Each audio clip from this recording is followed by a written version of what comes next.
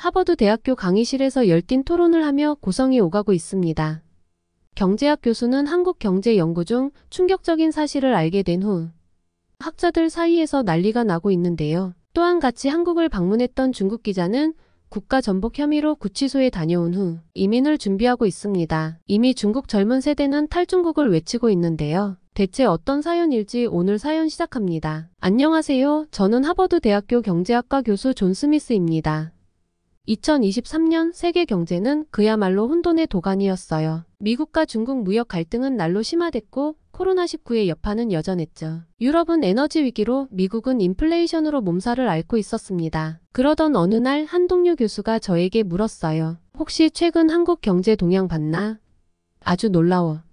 솔직히 말하면 그때까진 한국에 큰 관심이 없었어요. 하지만 호기심이 생겨 살펴보기 시작했죠. 그리고 정말 놀랐습니다. 다른 나라들이 마이너스 성장을 걱정할 때 한국은 플러스 성장을 이어가고 있더라고요. 이건 정말 흥미로운데 어떻게 이런 성과를 낼 수 있는 거지? 그때부터 한국 경제를 한번 깊이 연구해보기 시작했어요. 반도체, 배터리, 조선 분야에서의 세계 시장주도 활발한 스타트업, 세계적으로 인기 있는 K 콘텐츠까지 정말 놀라운 발견의 연속이었죠. 그러던 중 우연히 중국 기자 리멍의 기사를 접하게 됐어요. 리멍은 중국의 경제 상황이 외부에 알려진 것보다 훨씬 심각하다고 보도하고 있었죠. 부동산 버블 붕괴 위기, 천문학적인 지방 정부 부채 20%를 넘는 청년 실업률. 정말 충격적인 내용이었어요. 이 기자의 시각이 정말 흥미롭군. 꼭 만나봐야겠어. 하지만 리멍은 중국에 있었고 그의 기사로 인해 당국의 감시를 받고 있다는 소식도 들렸어요. 직접 만나긴 어려울 것 같아 우선 이메일을 보냈습니다. 리멍 씨, 당신의 기사에 큰 감명을 받았습니다. 혹시 한국에서 열리는 국제경제 포럼에 참석할 의향이 있으신가요? 며칠 후 리멍으로부터 답장이 왔어요. 리멍은 중국의 붕괴 현실을 담은 내용으로 기사를 썼다가 구치소에 다녀왔다 했어요. 그래서 답장이 늦었다고 했죠. 교수님, 초대해 주셔서 감사합니다. 사실 최근 중국에서의 상황이 점점 위험해지고 있어요. 이번 기회에 한국행을 고려해 보겠습니다. 그 후 여러 차례 연락을 주고받으며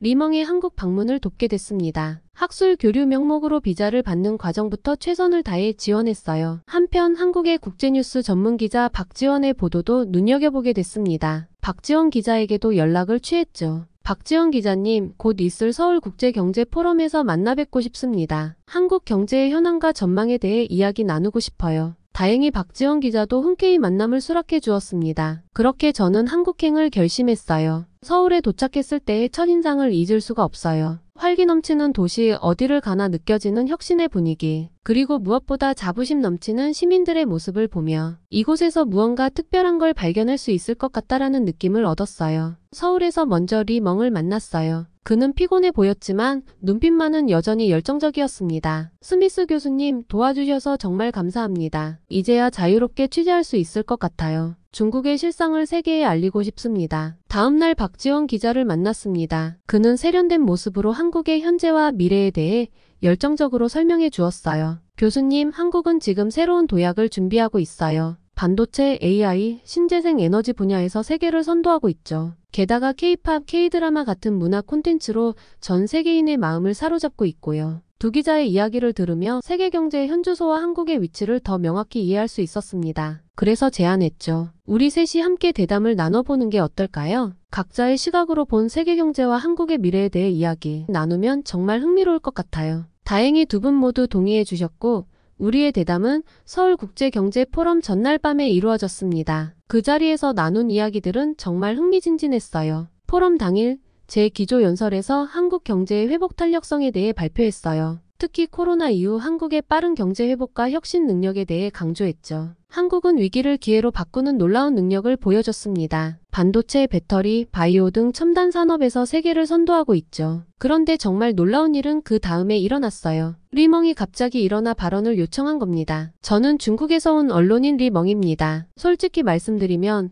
중국의 현실은 생각보다 훨씬 심각합니다. 리멍의 말에 모두가 귀를 기울였어요. 우리나라의 부동산 시장은 거품이 꺼지기 직전입니다. 2선, 3선 도시의 유령 도시 문제는 날로 심각해지고 있어요. 지방정부 부채는 천문학적 숫자에 달하고 있고 청년 실업률은 20%를 훌쩍 넘었습니다. 리멍은 계속해서 중국의 문제점들을 나열했어요. 게다가 인구 고령화 속도가 너무 빨라요. 노동력 부족 문제가 심각해지고 있죠. 그리고 최근 미중 갈등으로 인한 기술 제재로 우리 산업 전반이 큰 타격을 받고 있습니다. 리멍의 말이 이어질수록 회의장의 분위기가 무거워졌어요. 그때 저는 발언권을 요청했습니다. 리멍 씨, 중국의 상황에 대해 상세히 설명해 주셔서 감사합니다. 하지만 우리가 기억해야 할 것은 중국도 여전히 세계 2위의 경제 대국이라는 점입니다. 현재의 어려움은 있지만 중국의 잠재력과 회복 능력을 과소평가해선 안 될 것 같습니다. 제 말에 리멍은 잠시 주춤하는 듯 했어요. 하지만 곧 다시 말을 이어갔습니다. 교수님 말씀도 일리가 있습니다. 하지만 현재 중국의 문제는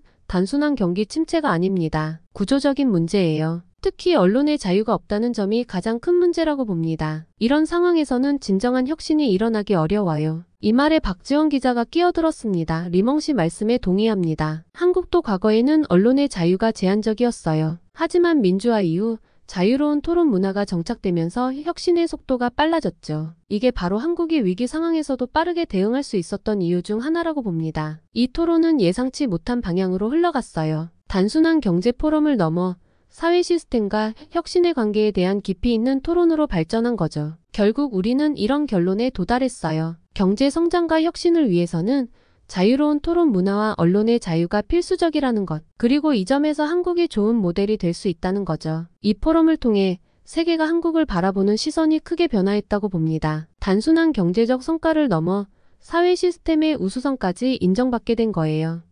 서울국제경제포럼 이후 우리 세 사람은 함께 한국의 혁신 현장을 둘러보기로 했어요. 특히 중국의 경제 위기와 대비되는 한국의 강점을 직접 확인하고 싶었죠. 먼저 우리는 판교 테크노밸리를 방문했어요. 이곳에서 본 광경은 리멍에게 큰 충격을 주었죠. 이곳은 정말 놀랍네요. 중국의 베이징 중간층과는 차원이 다릅니다. 특히 정부와 기업, 대학이 유기적으로 연결된 혁신 생태계가 인상적이에요. 리멍의 말에 박지원 기자가 덧붙였어요. 이곳은 단순한 기술 집적지가 아닙니다. 4차 산업혁명을 이끄는 AI, 빅데이터, 로봇 기술의 융합이 일어나는 곳이죠. 중국의 부동산 중심 경제와는 확실히 다른 모습입니다. 다음으로 우리는 수원의 삼성전자 사업장을 찾았어요. 그곳에서 만난 한 임원의 말이 특히 인상적이었죠. 우리는 단순히 반도체만 만드는 회사가 아닙니다. AI, 반도체, 자율주행차용 반도체 등 미래 기술의 핵심을 개발하고 있어요. 최근 중국의 추격이 거세지만 우리는 항상 한 발 앞서 나가려 노력하고 있죠. 이 말을 들은 리멍의 표정이 심각해졌어요. 중국의 반도체 산업이 크게 성장했다고 하지만 이런 첨단 기술력까지는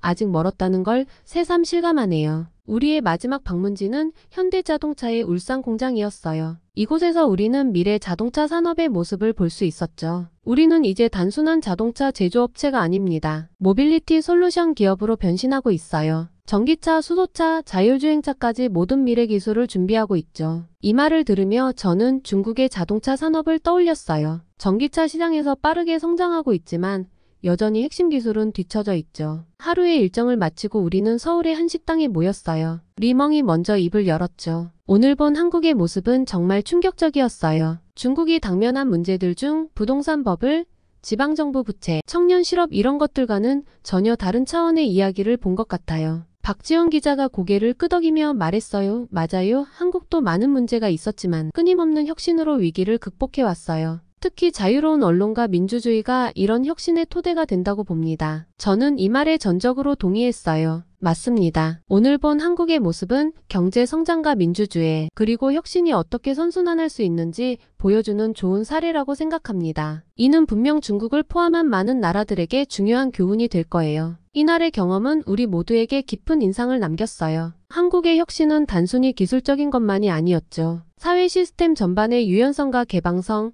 그리고 끊임없는 도전 정신. 이것이야말로 한국 혁신의 진정한 원동력이었습니다. 서울국제경제포럼이 끝나고 우리 세 사람은 한국의 혁신 현장을 직접 둘러본 후 서울의 한 고급 호텔 컨퍼런스룸에서 깊이 있는 대담을 나누기로 했어요. 한국의 미래, 세계의 미래라는 주제로 진행된 이 대담은 후에 여러 국제경제 저널에 게재되어 전 세계적인 주목을 받았죠. 저는 경제학적 관점에서 의견을 보탰습니다. 자유로운 정보의 흐름은 경제 발전에 필수적입니다. 투자자들이 정확한 정보를 바탕으로 의사결정을 할 수 있고 기업들도 시장의 요구에 빠르게 대응할 수 있죠. 한국의 사례는 이를 잘 보여주고 있어요. 대담은 이어서 한국의 소프트 파워와 국제적 리더십으로 화제가 옮겨갔어요. 박지원 기자가 말문을 열었죠. 한국은 이제 단순한 경제 강국을 넘어 문화 강국으로 발돋움하고 있습니다. 대중문화뿐만 아니라 한국의 민주주의 모델, 코로나19 대응 모델 등이 세계적으로 주목받고 있죠. 제가 여기에 의견을 보탰어요. 맞습니다. 이런 소프트 파워는 21세기 국가 경쟁력의 핵심이 될 거예요.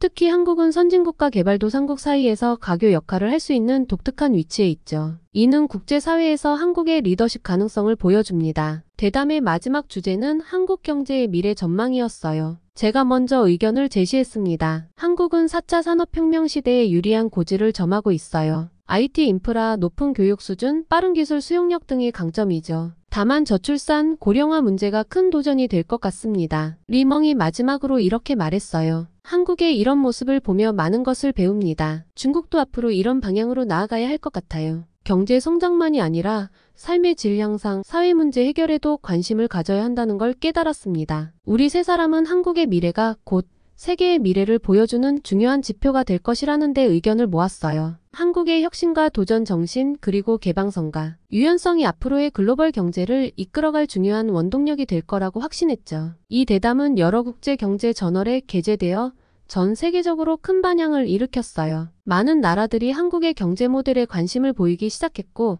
한국을 배우기 위한 움직임이 활발해졌죠. 이는 한국의 국제적 위상을 한층 더 높이는 계기가 되었습니다. 서울에서의 경험을 마치고 각자의 자리로 돌아간 우리는 한국의 메시지를 세계에 전하기 시작했어요. 저는 하버드 대학으로 돌아와 글로벌 경제 혁신 강의에서 한국 사례를 집중적으로 다뤘습니다. 여러분, 한국의 경제 모델은 우리에게 중요한 교훈을 줍니다. 위기를 기회로 바꾸는 능력, 빠른 의사결정과 실행력, 그리고 끊임없는 혁신 정신. 이것이 바로 한국 경제의 핵심입니다. 학생들의 반응이 뜨거웠어요. 특히 한국의 재벌 개혁과 스타트업 육성 정책에 대해 많은 질문이 쏟아졌죠. 한국은 대기업 중심 경제에서 균형 잡힌 경제로 전환하고 있습니다. 이는 민주주의의 발전과 맞물려 있죠. 정경유착을 끊고 공정한 경쟁 환경을 만드는 과정이 매우 인상적이었습니다. 강의를 들은 한 학생이 질문했어요. 한국의 재벌 개혁이 실제로 효과가 있었나요? 여전히 삼성, 현대 같은 대기업들이 경제를 좌우하고 있지 않나요? 저는 이렇게 대답했습니다. 좋은 질문입니다. 물론 대기업들의 영향력이 여전히 크지만 변화의 조짐이 뚜렷해요. 예를 들어 이번에 방문한 판교, 테크노밸리에서는 수많은 혁신적인 스타트업들이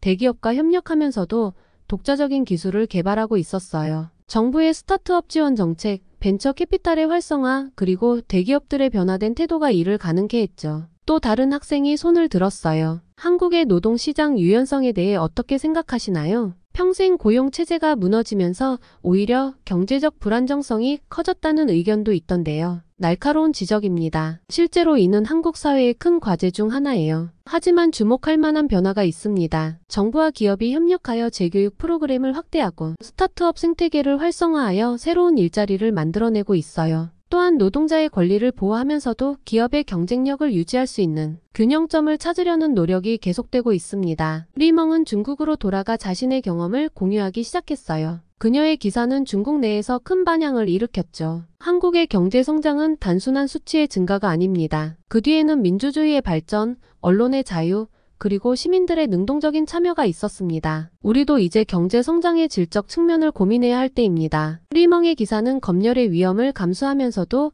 중국의 개혁 필요성을 강조했어요. 특히 한국의 부동산 정책, 청년 실업 해소 노력, 중소기업 지원 정책 등을 상세히 소개했죠. 한국의 부동산 정책은 우리에게 중요한 교훈을 줍니다. 투기 억제와 실수요자 보호를 위한 다양한 정책들, 그리고 이를 뒷받침하는 투명한 정보 공개. 이는 우리 중국의 부동산 버블 문제 해결에 중요한 참고가 될 수 있습니다. 박지원 기자는 국제 언론인 포럼에서 한국의 경험을 공유했어요. 한국 언론의 역할은 단순한 보도를 넘어섭니다. 우리는 사회의 감시자이자 때로는 변화의 촉매제 역할을 합니다. 이는 한국 사회의 빠른 변화와 혁신을 가능케 한 중요한 요인이었죠. 그의 발표는 많은 개발도상국 언론인들에게 큰 영감을 주었습니다. 특히 언론의 자유와 경제 발전의 상관관계에 대해 열띤 토론이 이어졌어요. 우리 세 사람의 노력은 점차 세계적인 주목을 받기 시작했어요. 여러 국제기구에서 한국의 경제 모델에 대한 연구를 시작했고 개발도상국들은 한국의 정책을 벤치마킹하기 시작했죠. 세계은행의 한 이코노미스트는 이렇게 말했어요. 한국의 경험은 경제 성장과 사회 발전이 어떻게 균형을 이룰 수 있는지 보여주는 훌륭한 사례입니다. 특히 교육에 대한 투자, 혁신 생태계 조성, 그리고 포용적 성장 정책은 많은 나라들에게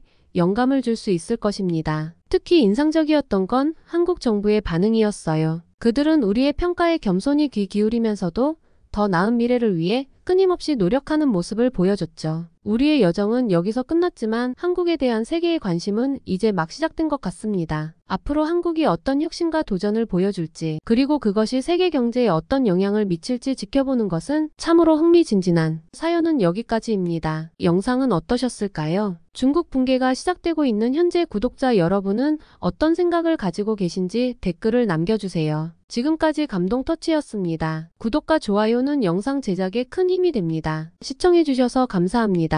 행복한 시간 되세요.